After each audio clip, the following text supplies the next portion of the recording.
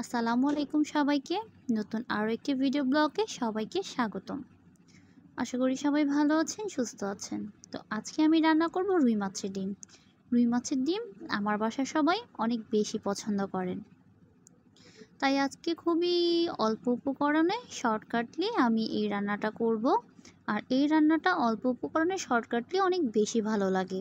তো আমি প্রথমেই তেল গরম করে এর মধ্যে পেঁয়াজটা একদম ভাজা ভাজা করে নিচ্ছি। পেঁয়াজটা একদম ভাজা ভাজা হয়ে যাওয়ার পর আমি এর মধ্যে সামান্য পানি অ্যাড করে দিয়েছি। এখন আমি আস্তে আস্তে করে মাছের মশলার মধ্যে আমরা যে নর্মাল মশলাগুলো ব্যবহার করি সেগুলোই দিয়ে দিচ্ছি। প্রত্যেকটা মশলাই দিয়ে দেওয়ার পর আমি এটাকে খুব ভালোভাবে কষিয়ে নেব। মশলাটা খুব ভালোভাবে কষানো হয়ে গেলে খাবারের টেস্টটা আসলে অনেক বেশি ভালো হয়।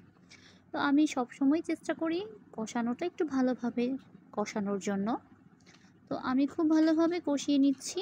এর মধ্যে আমি সামান্য আদা বাটা অ্যাড করে দিচ্ছি, যেন মাছের ডিমের যে একটা এক্সট্রা মাছের স্মেল সেটা যেন না আসে।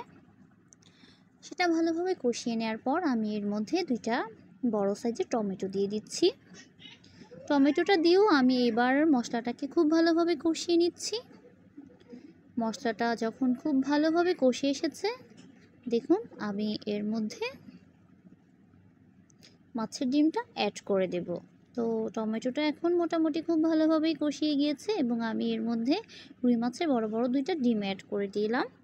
এই মশলার পরিমাণে আসলে একটা ডিম দিলেই ইনাফ ছিল, বাট আমার প্রথমেই বলেছি ডিমটা একটু বেশি পছন্দ করে, তাই আমি এখানে 2টা ডিম দিয়ে দিয়েছি। তো দেখুন মশলা থেকে কিন্তু ডিমের পরিমাণটা অনেকটাই বেশি, তবে এরকম করে রান্না করলে কিন্তু টেস্টটাও অনেক বেশি হয়। তো এই যে আমি ডিমটাকে খুব ভালোভাবে কষিয়ে নেওয়ার পর এর মধ্যে সামান্য পানি অ্যাড করে দিয়েছি। পানি অ্যাড করে দেওয়ার পর আমি এটাকে কিছুক্ষণ ঢেকে রেখেছিলাম। তারপর আমি কিছু কাঁচামরিচ কেটে দিয়ে দিয়েছি। ফালি করে করে কিছু কাঁচামরিচ দিয়ে দেওয়ার পর আমি এটাকে আবারও ঢেকে দিয়েছি, যেন কাঁচামরিচটা খুব ভালোভাবে সিদ্ধ হয়ে একটা ভালো একটা অ্যারোমা ছড়ায়। তারপর মোটামুটি হয়ে যাওয়ার পর আমি এতে ধনেপাতা অ্যাড করে দিয়েছি। ধনেপাতাটা একদম বেশি আমি দেই না, পরিমাণ মতোই আমি পছন্দ করি। ধনেপাতাটার মানে এক্সট্রা বেশি হয়ে গেলে স্মেলটা যে আসে সেটা আমার ভালো লাগে না। তারপর আমি এটাকে ভাজা ভাজা করে নেওয়ার পর এর মধ্যে আমি যখন আমি নামিয়ে নেব তার আগে একটা লেবু স্লাইস নিয়ে পুরোটা রস দিয়ে দিচ্ছি। এই লেবু রস দেওয়ার ফলে কিন্তু খুবই দারুণ একটা ঘ্রাণ ছুটে, আর খাওয়ার সময়ও বেশ ভালো লাগে, একটু লেবুর ফ্লেভার আসে।